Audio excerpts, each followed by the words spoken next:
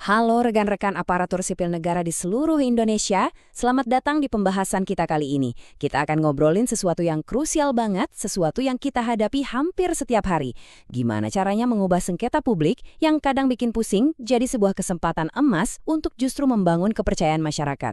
Oke, mari kita mulai dengan satu pertanyaan mendasar.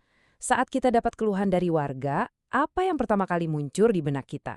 Apakah kita melihatnya sebagai ancaman, gangguan yang bisa merusak reputasi? Atau jangan-jangan ini adalah sebuah anugerah, sebuah umpan balik berharga yang dikasih ke kita secara gratis untuk perbaikan? Cara kita menjawab ini menentukan segalanya. Baik, kita bedah gagasan yang pertama ini. Coba kita bayangkan, ya, ada kasus nyata. Sebut saja Pak Budi, beliau curhat di media sosial, ngeluh soal urus KTP ditolak karena alasan yang nggak jelas dan petugasnya kurang ramah. Nah, keluhan kayak gini itu pada dasarnya adalah sebuah sinyal. Ini bukan serangan personal loh, tapi sinyal kalau ada sesuatu di sistem kita yang mungkin perlu disetel ulang. Nah, disinilah letak kuncinya. Kalau kita lihat keluhan Pak Budi tadi sebagai kesempatan, pendekatan kita bisa berubah total. Refleks pertama kita mungkin pengen membela diri kan? Bilang, prosedurnya sudah benar kok. Tapi coba bayangkan kalau kita respons dengan, terima kasih Pak Budi atas masukannya, mari kami cek apa yang bisa kami perbaiki. Di momen itulah kita sedang menunjukkan integritas. Oke, mindsetnya udah dapet nih. Ibarat mau benerin sesuatu, niat baiknya udah ada. Tapi niat baik aja kan nggak cukup. Kita juga butuh toolkitnya. Kita butuh alat-alat yang pas buat menyelesaikan masalah Pak Budi tadi secara adil, cepat, dan efisien. Nah, alat utama kita ini namanya keren. Alternative Dispute Resolution, atau biasa disingkat ADR.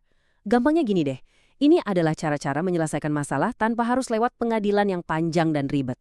Jadi, nggak ada tuh drama sidang berbulan-bulan. Fokusnya cari solusi bareng-bareng. Bukan cari siapa yang menang, siapa yang kalah. Dalam ADR itu, ada dua jurus utama yang bisa langsung kita pakai untuk kasus Pak Budi. Yang pertama, negosiasi. Kita undang Pak Budi, kita ngobrol langsung, duduk bareng, dengerin ceritanya dari A sampai Z. Kalau ngobrol berdua ternyata mentok, nah, kita pakai jurus kedua, mediasi. Kita panggil pihak ketiga yang netral, bisa atasan kita atau unit mediasi internal, yang tugasnya jadi penengah untuk menjembatani komunikasi. Oke, kita udah negosiasi atau mediasi, lalu apa tujuannya? Apa goal akhirnya? Ingat ya, buat Pak Budi, ini bukan cuma soal KTP-nya jadi. Itu sih target teknis. Yang jauh lebih penting adalah gimana perasaan beliau setelah masalah ini selesai. Apakah dia pulang dengan perasaan didengar, dihargai, dan yang terpenting kepercayaannya pada kita pulih lagi. Solusinya itu macam-macam loh, dan nggak melulu soal ganti rugi uang. Kadang sebuah permintaan maaf resmi yang tulus dari pimpinan, ditambah janji perbaikan layanan yang konkret, itu dampaknya jauh lebih luar biasa. Itu adalah batu bata untuk membangun lagi jembatan kepercayaan yang mungkin sempat retak. Jadi kalau mau kita rangkum, intinya begini. KTP Pak Budi yang akhirnya selesai itu adalah target jangka pendek. Tapi kemenangan sesungguhnya, hadiah terbesarnya adalah saat Pak Budi cerita ke tetangganya, kemarin saya ada masalah, tapi ternyata mereka benar-benar peduli dan langsung ditindaklanjuti. Nah, kepercayaan yang pulih itu, itulah big win-nya. Eits, tunggu dulu. KTP Pak Budi udah jadi, masalah udah selesai, dia udah senyum. Apa ceritanya selesai sampai di situ? Ternyata belum. Resolusi itu baru benar-benar tuntas kalau ada tindak lanjut yang jelas. Ini bagian yang sering terlewat, padahal krusial banget. Follow up sampai beres. Prosesnya simple kok, cuma 3 langkah profesional. 1. Implementasikan. Lakukan apa yang sudah disepakati, jangan cuma janji.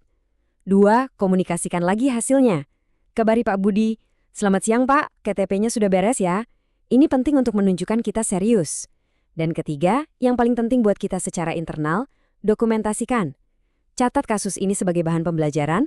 Kenapa bisa terjadi? Oh, karena ada miskomunikasi. Sip, ini jadi bahan evaluasi kita ke depan. Sejauh ini kita sudah banyak bicara soal cara memadamkan api kalau ada keluhan. Sifatnya reaktif kan? Nah, sekarang kita naik level. Gimana caranya supaya api keluhan itu nggak muncul dari awal? Kita geser dari reaktif menjadi proaktif. Kasus Pak Budi tadi itu bukan sekedar masalah, tapi juga data yang sangat berharga. Kita bisa lakukan analisis akar masalah. Sebenarnya sumber masalahnya apa sih? Oh, ternyata bukan sistemnya, tapi cara staf di garda depan berkomunikasi. Nah, berarti solusi proaktifnya adalah mengadakan pelatihan komunikasi dan empati untuk teman-teman di frontline. Tujuannya, supaya nggak ada lagi Pak Budi yang lain di masa depan. Kutipan ini pas banget. Intinya gini, menyelesaikan masalah Pak Budi hari ini itu bagus, itu good. Tapi, menciptakan sistem yang bisa mencegah masalah yang sama terulang lagi besok, wah, itu baru excellent. Itulah tanda pelayanan publik yang unggul. Oke, sebagai penutup, saya mau mengajak Anda semua untuk merenung sejenak. Belajar dari semua ini, coba pikirkan, di unit kerja Anda masing-masing, apa satu saja langkah pencegahan yang kecil tapi bisa langsung diterapkan mulai besok.